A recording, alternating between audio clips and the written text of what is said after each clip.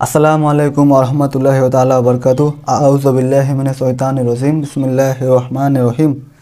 ছোট থেকে আমরা নানি দাদির মুখে শুনে আসছি যে জিন এবং শয়তান, ইবলিস শয়তান সবথেকে বেশি থাকতো বট গাছে, কেউ আবার বলতো তেঁতুল গাছে, কেউ আবার বলতো নিম গাছে। তো জিন এবং ইবলিস শয়তান সবথেকে বেশি থাকে আমাদের সাথেই, আমাদের ঘরে, আমাদের বাড়িতেই। বাড়িতে কোন জায়গায় থাকে? বাড়িতে বাথরুমে থাকে। বাথরুমে কেন থাকে? বাথরুম হচ্ছে অপবিত্র জায়গা, যেখানে কোরআনে কোনো আয়াত, কোনো সূরা, কোনো দোয়া পাঠ করা যাবে না। বাথরুমে বসে আপনি সুবহানাল্লাহ, আলহামদুলিল্লাহ বলতে পারবেন? আপনি কালমা পড়তে পারবেন? পারবেন না। তো যার জন্য অপবিত্র জায়গা, সেখানে থাকে ওরা। এবং বাথরুমে থাকারও একটি কারণ আছে তাদের। কারণটি কি?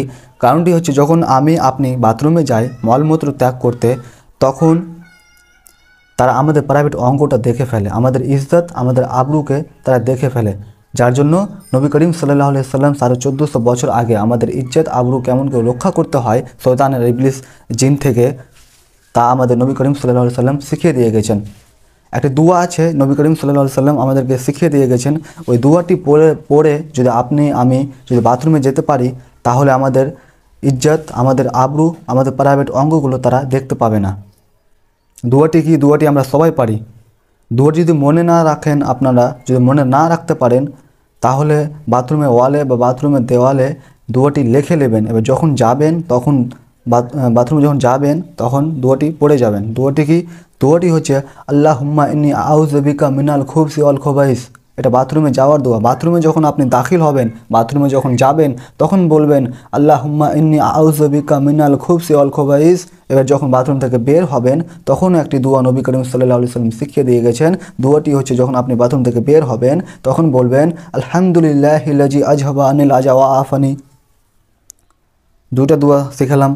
নবী করিম সাল্লাল্লাহু আলাইহি সাল্লাম দুটা দোয়া আমাদেরকে শিখিয়ে দিয়ে গেছে 1450 বছর আগে।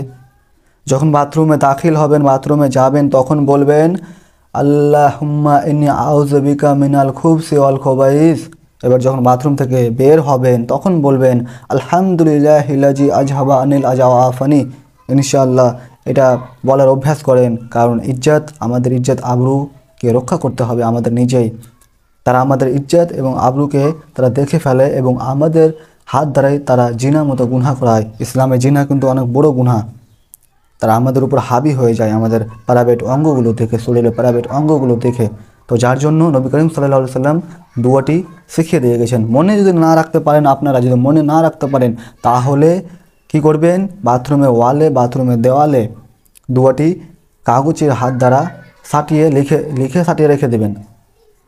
দোয়াটি আরেকবার বলছি, বাথরুমে যাওয়ার সময় দোয়া পড়বেন আল্লাহুম্মা ইন্নী আউযু বিকা মিনাল খুবসি ওয়াল খবাইস, এবং বাথরুম থেকে যখন বের হবেন, তখন বলবেন আলহামদুলিল্লাহিল্লাযী আযহাবা আনিল আযা ওয়া আফানি। ইনশাআল্লাহ মনে রাখবো তো? আমরা মনে রাখবো তো ইনশাআল্লাহ।